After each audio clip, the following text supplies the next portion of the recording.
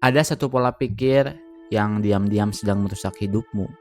Bukan dengan cara yang dramatis, bukan juga dalam semalam, tapi perlahan, tanpa kamu sadari. Ia membuatmu sulit produktif, mengikis rasa percaya dirimu, mematikan semangatmu, dan membuat semuanya terasa jauh lebih berat dari yang seharusnya. Dan yang paling parah, ia membuatmu tidak pernah benar-benar memulai hal-hal yang sebenarnya sudah lama ingin kamu lakukan. Nama pola pikir itu adalah perfeksionisme. Perfeksionisme itu licik karena ia selalu punya dua sisi.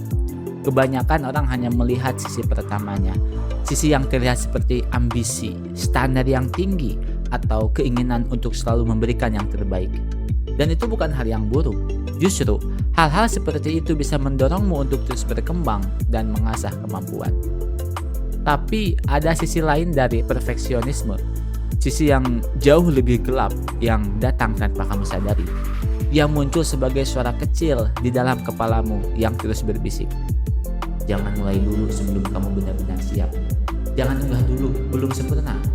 Jangan coba, kalau gagal gimana? Tanpa sadar, perfeksionisme yang tadinya terlihat seperti kelebihan, kini berubah menjadi penghalang terbesar dalam hidupmu. Dua sisi dari perfeksionisme ini sebenarnya sama-sama punya niat yang baik. Suara yang mendorongmu untuk terus berkembang adalah suara yang sama yang sebenarnya sedang berusaha melindungimu dari rasa malu dan kegagalan. Masalahnya muncul ketika kamu merasa semuanya harus dilakukan dengan sempurna. Akhirnya daripada mengunggah video pertamamu atau mulai menulis bab pertama atau sekedar mengambil langkah pertama, kamu malah terus menunda. Kamu ragu pada dirimu sendiri, lalu keraguan itu berubah menjadi kebiasaan. Sampai akhirnya kamu memilih untuk tidak melakukan apapun. Bukan karena kamu tidak mampu, tapi karena kamu merasa belum cukup baik untuk memulai. Ia menghentikanmu sebelum kamu sempat bergerak. Banyak orang mengira perfeksionis itu cuma ada dua jenis. Kamu perfeksionis atau tidak sama sekali. Padahal, perfeksionisme itu adalah sebuah spektrum dan setiap orang berada di titik yang berbeda. Menariknya, dalam sekitar 10 tahun terakhir, seluruh spektrum itu bergeser. Semakin banyak orang yang tanpa sadar menjadi lebih perfeksionis. Dan kalau dipikir-pikir, itu masuk akal. Di media sosial, semuanya terlihat sempurna. Setiap foto sudah diedit sebaik mungkin. Setiap video dipoles sampai nyaris tanpa celah. Yang kita lihat hanyalah momen-momen terbaik dari kehidupan orang lain. Lalu tanpa sadar, kita membandingkan semua itu dengan kehidupan kita sendiri yang penuh kekacauan, kesalahan, dan proses yang tidak pernah ditampilkan ke publik. Tentu saja, itu adalah perbandingan yang tidak akan pernah adil. Tapi, ada satu kenyataan sederhana yang mungkin perlu kamu dengar hari ini. Tindakan yang tidak sempurna akan selalu lebih baik daripada tidak melakukan apapun. Aku ulangi sekali lagi. Tindakan yang tidak sempurna akan selalu mengalahkan diam menunggu semuanya sempurna setiap saat. Coba bayangkan ada dua orang yang baru belajar membuat video. Orang pertama langsung membuat 10 video.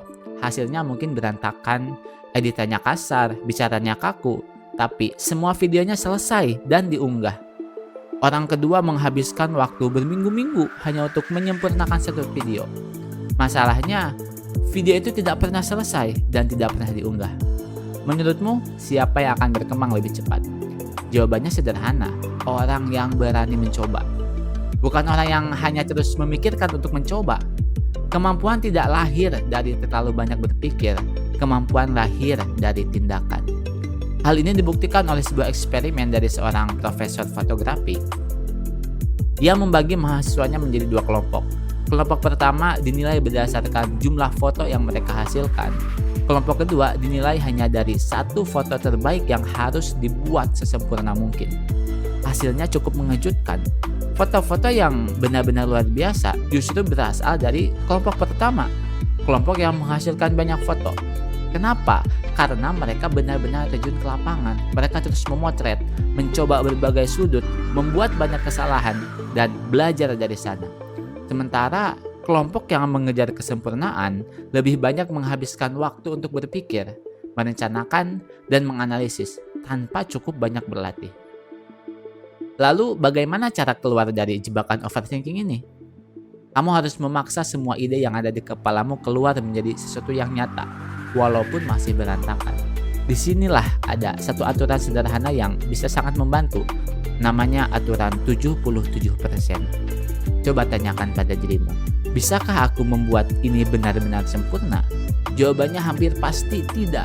Tapi sekarang ubah pertanyaannya. Bisakah aku membuat ini setidaknya 77% sesuai dengan yang kuinginkan? Anehnya, jawabannya hampir selalu ya. Perubahan cara berpikir ini bisa mengurangi tekanan yang selama ini menahanmu. Dia memberimu izin untuk melakukan kesalahan. Dan yang paling penting, memberimu izin untuk menjadi manusia yang tidak sempurna. Angka 77% ini sebenarnya bukan angka yang saklek. Kamu bisa pakai 60% atau 80%.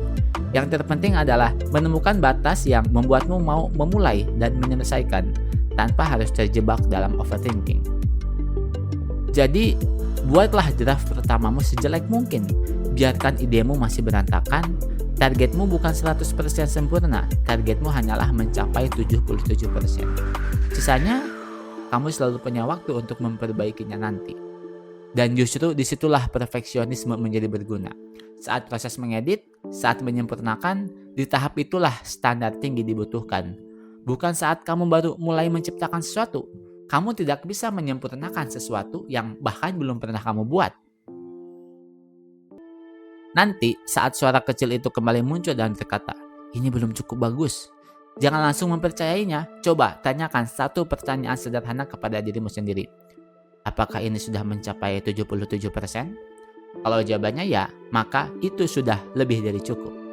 Kebiasaan kecil seperti ini perlahan akan melatih ulang cara kerja otakmu untuk mengganti pola pikir perfeksionis dengan pola pikir yang jauh lebih sehat. Ingat, kamu tidak bertumbuh karena berhasil menghindari kesalahan. Kamu bertumbuh karena berani melakukan kesalahan, belajar darinya, memperbaikinya, lalu mencoba lagi. Lain kali saat kamu merasa terjebak, ingatlah aturan 77%. Mulailah dengan cepat, biarkan hasil pertamamu jelek. Belajar dari semuanya, lalu perbaiki di langkah berikutnya. Karena tindakan yang tidak sempurna akan selalu dan benar-benar selalu lebih baik daripada diam menunggu semuanya sempurna. Terima kasih sudah menonton.